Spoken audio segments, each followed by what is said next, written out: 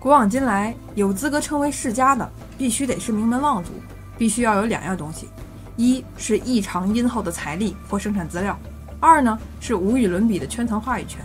翻译成人话，想成为世家，首先要不差钱，绝对意义上的不差钱；其次呢是要有足够的权威，说话好使。东汉末年，天下大乱，如果我也想参与到乱世的舞台当中，金戈铁马，博个名声，我应该做点什么呢？有几个人我们可以学习一下。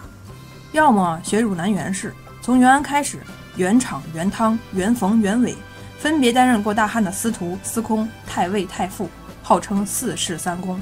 所以袁绍一出山就是雄职司隶校尉。或者学杨修，祖上有杨震、杨炳、杨赐、杨彪，全都做过大汉的国防部长，史称4世太尉，所以杨修可以轻松举孝廉，并进入曹操丞相府做主簿。也可以学让梨狂人，屈服孔融。有一个20世之前的震烁古今的老祖宗孔子，是当世有名的文坛豪杰、士人领袖，所以孔融就可以前怼国贼董卓，后怼丞相曹操。最后我们还可以参考曹操老爹曹嵩的路径，只需要花1亿钱去买一个太尉的官职，就可以一步到位喜提3公待遇。所以呀，没有资本谈什么乱世舞台呢？那么问题来了，汉末的这些世家都是从哪儿来的呢？我怎么能成为像他们一样的人呢？400年前，始皇帝横扫天下、统一寰宇的历程，让整个中华大地的政治结构和阶级关系大大的转变了。那些自周朝以来遍布6国的高高在上的世卿世禄的贵族老爷们，被始皇帝全都扫到了角落里。尽管还有楚国贵族项梁、项羽、韩国贵族张良等人参与到灭秦战争和楚汉战争当中，但是等到大汉建国的那一刻，朝堂上活跃着的大多数却都是草根阶层。比如开国功臣多是亡命无赖之徒，萧何、曹参闹革命前算是个有正经编制，其他人呢，诸如陈平是底层落魄文人，樊哙是杀狗的，周勃是丧葬队吹箫的，灌婴是卖鞋的，娄敬是拉车的力工等等。所以在大殿上举办宴会的时候，皇帝的好哥们儿一个个酗酒吹牛，喝嗨了互相拔剑决斗，要么就是逮着大殿上的柱子一通乱砍，连高祖都对这帮子草莽无可奈何。因此呢，在西汉早期，连皇帝和贵族都是出身底层，鲜明的平民性让社会阶级的流动异常频繁。你可能昨天还在放猪，今天就被征辟为博士，明天就已经是大汉的丞相了。例如公孙弘先生。在这个时候，阶级固化还不那么明显，想成为世家有一个简单的路径，先成为豪强。在大汉建国初期的农村地区，乡村大多数都是自耕农，一家一户，生活本应该是自由又安逸的。但是细民百姓自给自足，有的就要动歪心思了。他们当中有的是一些6国旧贵族的后代，依靠着曾经圈养的子弟、臣妾、仆役、宾客，组织起一大帮人，专横跋扈，呼啸而来，横行乡里。有的是官僚地主，尽管不是什么官儿，但却是吏，仗着在自己本地有个编制，可以轻易动用政治权力欺压小民百姓，因此巧取豪夺，侵占土地，并兼并生产资料。还有的是一些商贾，宗族祖祖辈辈积攒的物质财富，可以让他们轻松地度过灾年，并在灾年轻易地兼并别人的土地。所谓你卖我买，有何不可？这种在广大农村地区发生的潜移默化的豪强化的现象，让京城里的大人物渐渐坐不住了。他们不禁生出一个疑问：如今的基层和农村到底是大汉的，还是这些豪强的？于是冷酷的统治者随即递出一把快刀，文帝、景帝、武帝开始强力整治豪强，酷吏上任地方。但是基层的情况到底有多夸张呢？酷吏治都到任济南国，发现当地豪强剑士仗着同姓同宗有300多家，仗着族里人丁众多而胡作非为，以至于副省级的官员都治不住他们，必须要大汉中央派专门督导组。那么朝廷整治豪强有效果吗？应该说是有的，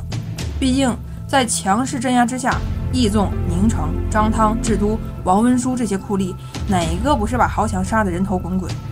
但是吧，整治的效果其实也没有那么好。只要你躲过了武帝时代，苟住发育，并在此期间努力侵占土地，发展农业，努力占有山泽丛林，加工农副产品，发展副业，聚集富家子弟，把丰富的物资从此处卖到彼处，发展商业。那么，在100年后的东汉时期和300年后的东汉末年，你就可以带着族里的亲戚、宾客、仆人，参加到逐鹿天下的投机活动中去了。比如，光武皇帝刘秀他哥刘演起兵造反的时候，元始国本身就是自家宗族的7、8千子弟，刘秀呢，本身就是南阳郡的豪强地主。再比如，刘秀的老爷樊家也是集富商地主于一身的大豪强，家里田产300顷，也就是上万亩的良田。到了三国，资助刘备先生的糜竺一出手也是相当阔绰，不仅拥有仆人宾客上万人，而且财产亿万。刘备缺什么就补什么，主打的就是一个人多势众，不差钱。除了昭烈皇帝，公孙瓒也喜好结交富商巨贾，甚至还跟身家上亿的大商人约定为兄弟，他自己做老大，其余的富商做2弟、3弟、4弟。这种场景以至于魏国皇帝曹丕也感到很震撼。他在典论论文当中把这种场景描述为名豪大侠、富家强族纷纷大义兴兵，高举义旗，一时间群雄并起，风云激荡。所以想成为呼风唤雨的世家，第一条路径就是成为好友，也就是《汉书》里面常见的世家、富人、豪杰，《后汉书》里面常见的豪族、巨商、大族等说法。如果你感到成为豪强有点困难，这儿还有第2条路径。虽然豪强大侠在乱世激荡的年代可以带着股本逐鹿中原，但是豪强在清贫富庶的年代却始终都是中央政府打击的对象。朝廷屡屡指责这些豪友为武断相取，说他们这些大姓都是群盗，整天在乡里为非作歹。也正因此，两汉经常出重拳打击这些豪强。景帝、武帝重用酷吏，往往变法措施之一的恢复井田制，甚至光武皇帝刘秀登基之后，3令5申的大规模检查田口，也就是渡田，目的都是为了打击地方豪友，释放他们侵占的土地。但是有一类有权有势的家族却能够在乡里颐指气使，发号施令，声量比起一般的豪族不知道高到哪里去了，同时还能跟人谈笑风生。豪强并不能成为世家，世家嘛，那得是世世代代吃朝廷俸禄的人。这就是即将出场的第2类世家代表，也是真正意义上的世家——官场世家。这些家族有组织更专业的政治排列和布局，使得他们身在官场中的人可以获得巨大的声望和权势。钱和名有一样就可以了。所以作为官场世家，即便你在老家没什么丰厚殷实的田产，也没有呼啸聚集的宗族子弟，也没有巨亿的家产，只要抓住机会，一样可以显赫一时，福荫子嗣。最典型的就是东汉末年的那些风云人物，有一些人早年发家的时候，也不见得是根据雄厚资本起来的。比如刚才讲到的4世太尉的弘农杨氏，看起来是异常煊赫，但是他的祖上却也不是什么大地主家庭。虽然弘农杨氏在西汉时期就有爵位，但家道早早就中落了。到了东汉的时候，杨震年过50才开始当官，汉安帝的时候才举茂才，而在此期间近乎100年间，杨氏都没有禄位。另外一个4世三公的汝南袁氏，最早西汉时期的元良，只不过是一个200担左右的太子舍人。往后数3代，袁氏发达第一人袁安，最初参加工作的时候，也不过是县里的一个工曹，后来兢兢业业工作几十年，才官至3公。可以说，只要进入官场，就可以凭借着官身获得远超过豪友的声势与威望，可以合理合法地调用更多的、更稀缺的社会资源，建立更广泛、更高端、更有能量的朋友圈。如果世世代代都当官，那么就可以世世代代地占有社会权利，优先享受物质利益，并且拥有远超过小民百姓乃至其他官员的政治特权以及民间威望，最终能够凭借以上种种利好，世世代代的累积，从而以更精致的方式扩大自己和家族的利益。所以东汉末年的官二代，不是官 N 代的杨彪，面对活畜生董卓也是一点面子都不给。听说董卓意图迁都之后，当场怒斥，毫不留情。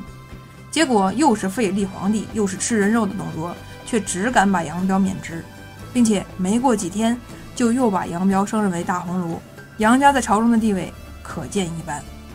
我劝诸君穿越到东汉末年的时候，还是不要跟董卓顶嘴，骂董卓的是世世代代做军委委员的杨彪，拔刀相向的是家里满是副国级干部的袁绍，阴搓搓想要暗杀董卓的曹操，他爹是大司农，他爷爷是大长秋。这样看来，一个普通人想要成为官场世家，时间成本也太大了，至少要积淀3代人几10年。那有没有更快一点的办法呢？其实还真有。